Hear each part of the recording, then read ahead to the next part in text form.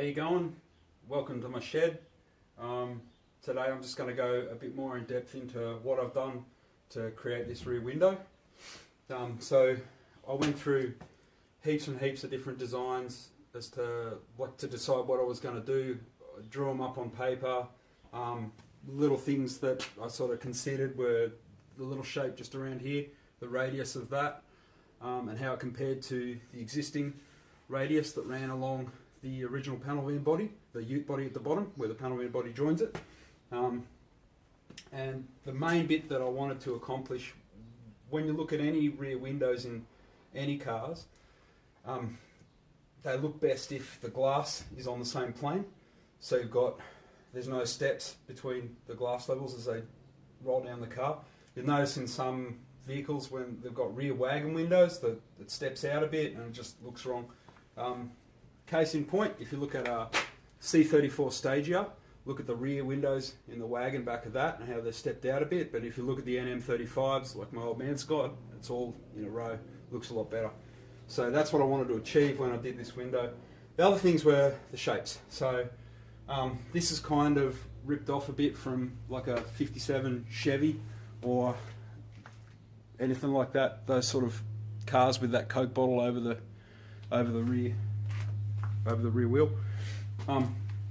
So I had a couple of designs first. First of all, I just used like a reverse of the front window, so I would keep the same frame and just mount it like that, but it really didn't look very good at all.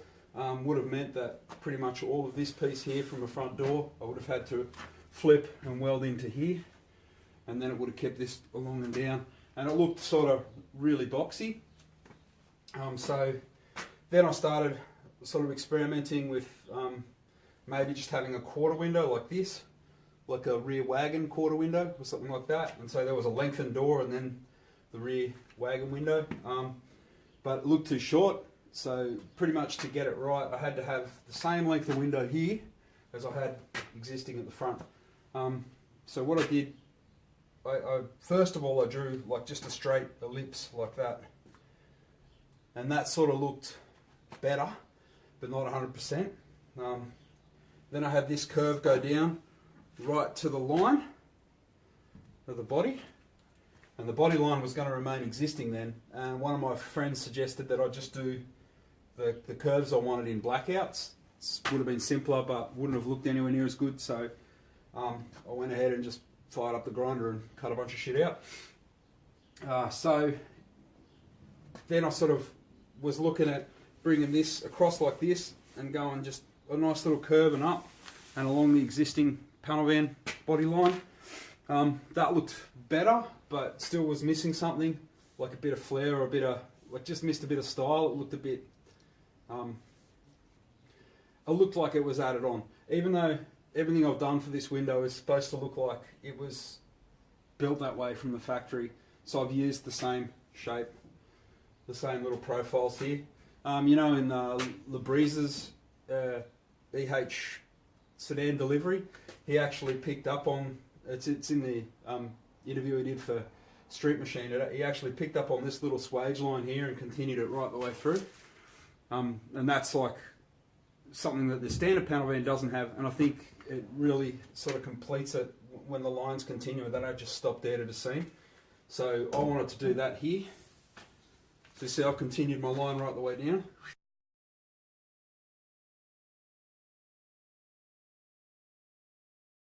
And stopped it here. Now all of this part is all made from bits of door, just cut up bits of door.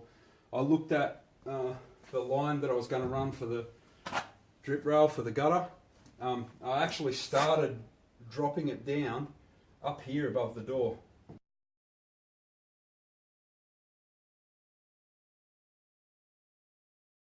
It actually starts just moving down just about here, just to sort of curve away and make it not look like it goes square across the door and then drops down. It sort of keeps this whole thing travelling as a curve instead of having a flat section in here. I just thought it looked a bit better. Took a lot of mucking around, but you know, went good.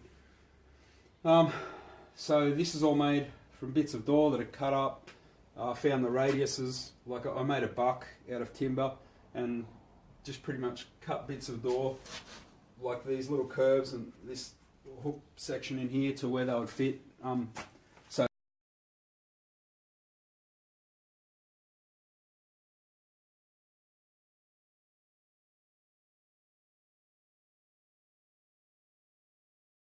So they would fit the curve of what I needed, and just did a shitload of welding, whole bunch of TIG. You can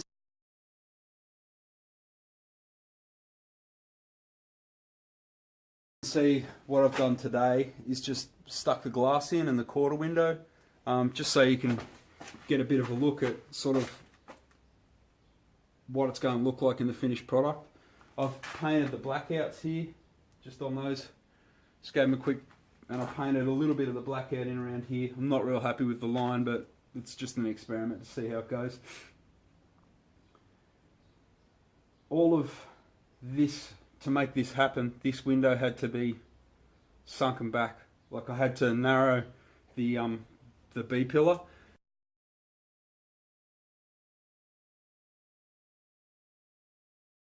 It was too wide. In behind here, there's actually a like a big structural piece that goes up the inside of a panel bed. And so what I've done is just made this in here. I painted that black now so you can hardly see it, which is great. But that structural piece actually remains. I added plate to the outside of this, and I also pushed the existing pieces back and welded the gap. So it's hopefully I can include some pictures in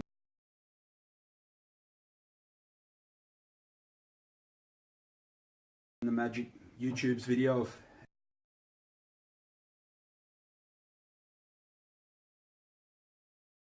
how that worked. I'm not even sure how to do that.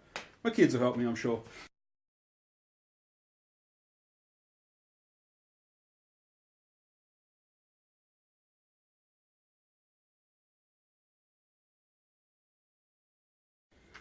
So with the door shut and the window, the glass in place, just sitting there, it's just wedged in.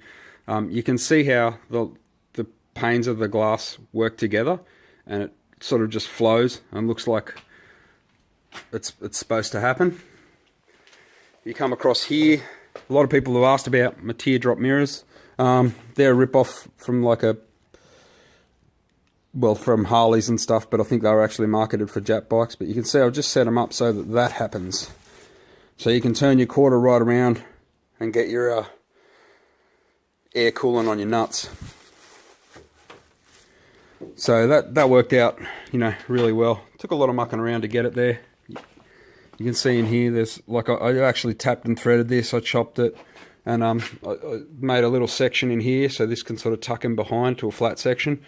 There's one more bolt in the end that you can't see because the door's shut. You can just see just here where that line starts to curve down. It just drops towards the top of that.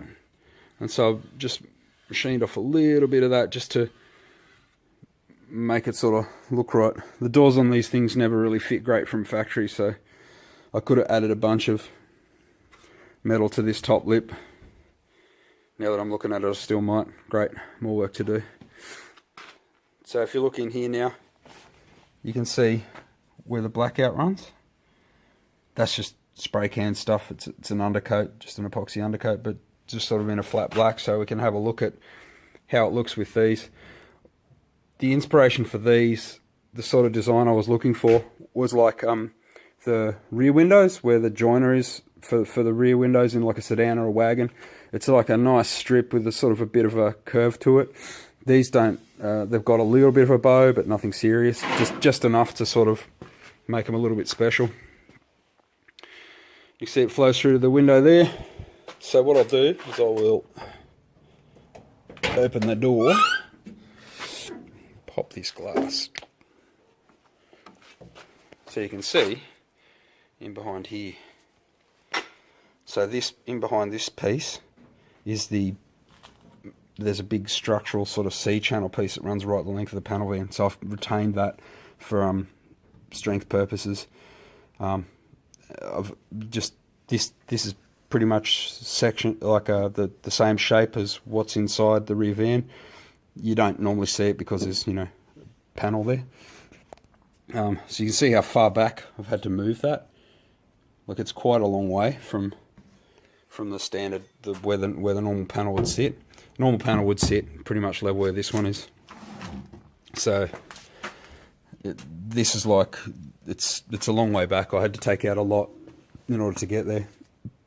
At the back of the door here, I've just done, you can see this little, so normally this is out, the back of the door is out level with this, and it hangs out past the back.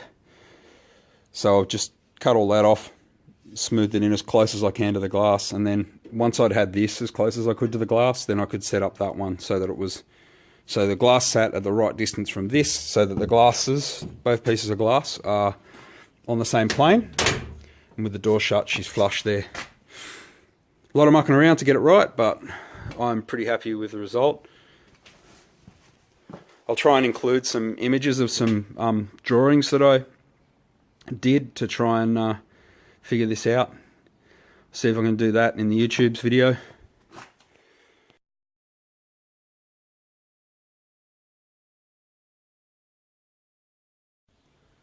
Okay, so that's it. I hope it wasn't too long. I don't know if I'll be able to put in all the things I want to put into the editing to give you guys the images.